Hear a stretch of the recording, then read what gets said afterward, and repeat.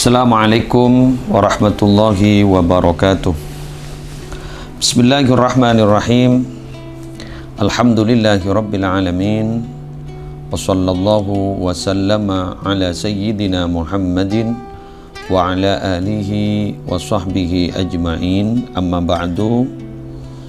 Ma'asyiral muslimin wal muslimat rahimakumullah.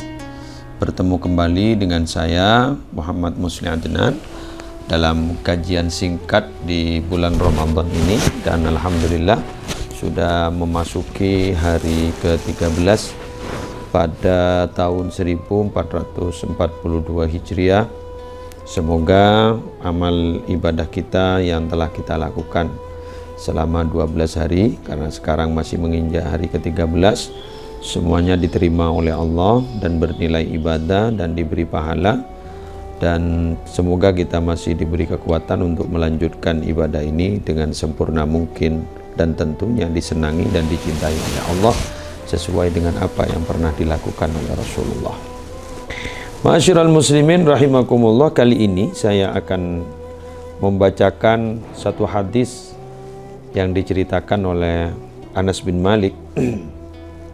Hadis ini menurut ulama ditakhrij, hadis ini bernilai hadis hasan di bawah hadis sahih. Rasulullah bersabda, inna fil jannati la ghurafan. Di surga itu ada beberapa kamar. Yura dhahiruha min batiniha. Apa yang ada di luar itu bisa dilihat dari dalam, tembus pandang berarti. Wa batinuha min dhahiriha. Apa yang ada di dalam bisa dilihat dari luar. Kila, ditanyakan Rasulullah oleh sahabat, ditanyakan, wa man sukkanuha ya Rasulullah. Siapa kira-kira penghuninya itu nanti Rasulullah, yang akan menempati tempat istimewa tersebut, yang di dunia tidak ada yang seperti itu? Siapa kira-kira? Qala, Rasulullah menjawab. Apa kata Rasulullah?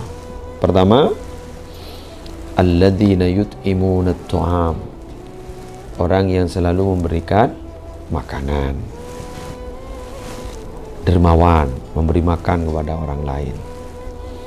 Hari ini memasuki hari ke-13, kita sudah merasakan bagaimana lapar. Ya seperti ini lapar. Kita sudah merasakan dahaga. Kita berarti sehebat apapun, sekaya-kayanya orang, sekarang lapar. Bagi yang yang melaksanakan ibadah puasa, lapar sekarang. Dan dia merasakan bagaimana orang kelaparan. Sehingga ketika dia sudah merasakan lapar, bagaimana perihnya, pedihnya lapar dan dahaga, maka kemudian dia akan faham bagaimana rasa lapar itu dirasakan oleh para orang fakir miskin. Sehingga tumbuh satu motivasi untuk memberikan makan kepada mereka, orang-orang miskin. Lah, berarti orang yang berpuasa di bulan Ramadan ini bisa meningkatkan kedermawanan, karena dia sudah merasakan bagaimana rasa lapar, sehingga ada satu perasaan simpati dan empati kepada orang lain. Satu.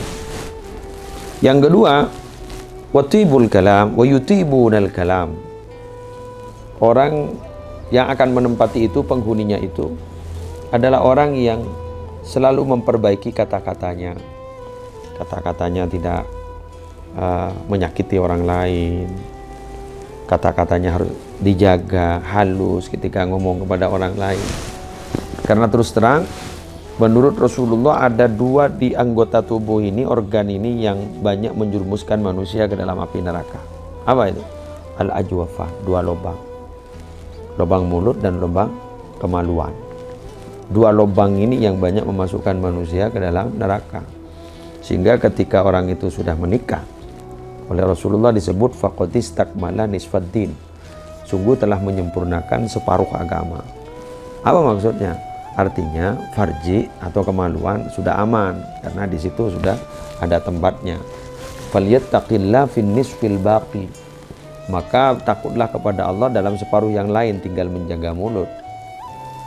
Nah, pada bulan Ramadan ini kita harus menjaga mulut kita dari hal-hal yang buruk, riba, terus kemudian mencaci orang, terus kemudian mencari-cari kesalahan orang, berbicara kasar. Jadi kita melatih diri sekarang. Bahkan orang yang melakukan ibadah puasa di bulan Ramadan malas untuk bicara karena dia sudah lapar. Maka berarti melatih, ya, melatih untuk ngomong betul, ngomong yang berfaedah. Sehingga kata Rasulullah, "Falyaqul khairan aw liyasmut. Man kana yu'minu billah wal yaumil akhir falyaqul khairan aw liyasmut." Barang siapa yang beriman kepada Allah dan hari akhir, berkatalah yang baik. Kalau tidak bisa, falyasmut aw liyasmut, diam aja.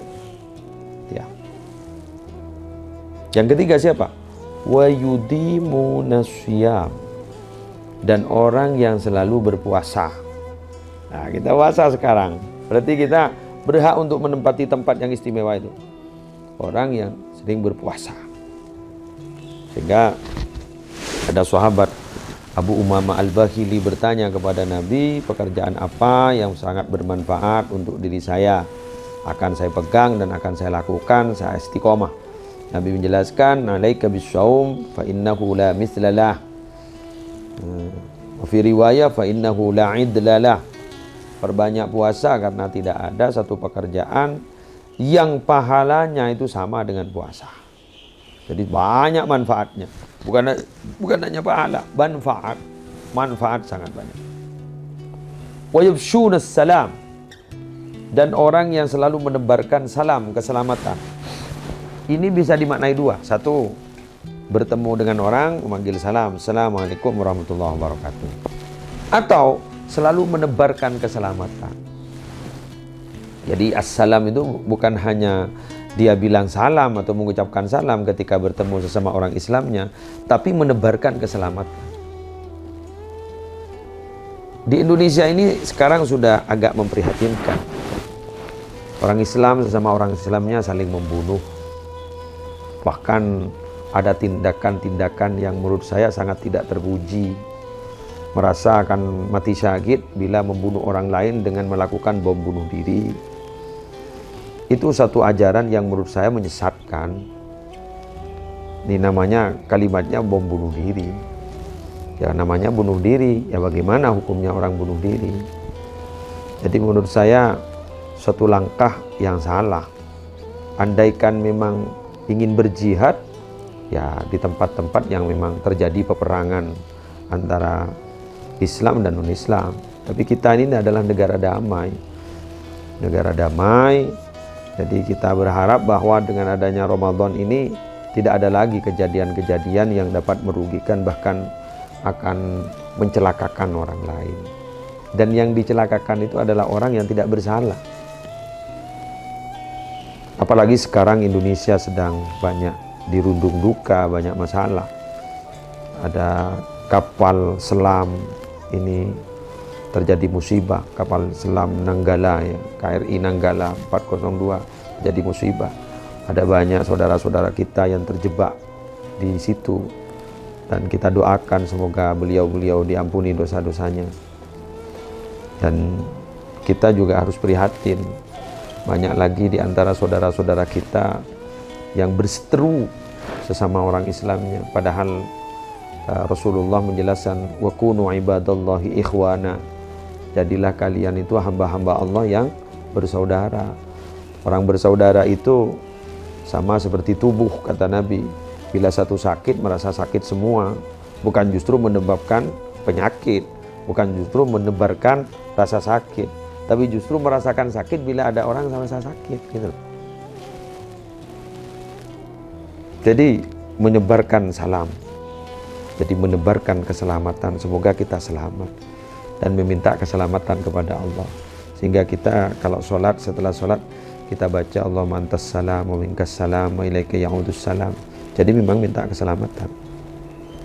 Wa yusalluna bil lail wan nasu niyam, dan sholat pada malam hari sedangkan orang dalam keadaan tidur. Itu yang akan menempati tempat istimewa yang saya sebut tadi, sholat malam. Yang pada tidur semua kita sholat malam, karena memang malam hari itu adalah satu waktu yang sangat mustajab, karena Allah turun itu yanzilu rabbuna ila sama'id dunya, katanya dalam hadis, itu pada waktu sahur, sepertiga malam terakhir. Kita sahur jam 3 dini hari, itu Allah turun di langit, ke langit bumi, sembari Allah mempersilahkan barangkali ada hamba-hambanya yang mau minta ampun, barangkali ada hamba-hambanya yang ingin qabul hajat, suruh minta pada malam itu. Nah, orang yang sholat pada malam hari, sholat tahajud, qiyamul lail juga pada malam hari, orang-orang dalam keadaan pulas tidur, ini akan ditempatkan oleh Allah ke dalam tempat yang istimewa yang saya sebutkan tadi. Qalu ya Rasulullah, inna haula ahlun lidalik wa may yutiku dzalik. Katanya begini, mereka itu kan memang sudah pantas Rasul, tapi kira-kira siapa yang mampu untuk berbuat seperti itu? Karena memang kriterianya sangat berat sekali. Faman qala, maka kata Nabi, faman qala, maka barang siapa yang berzikir subhanallah walhamdulillah wala ilaha illallah wallahu akbar qad atabal kalam. Dengan baca subhanallah walhamdulillah wala ilaha illallah wallahu akbar, berarti dia sudah bahasanya, kalimatnya, kata-katanya sudah bagus gitu. Waman at'ama ahlahu faqad atamat tu'am. Nabi memberikan standar agak bawah.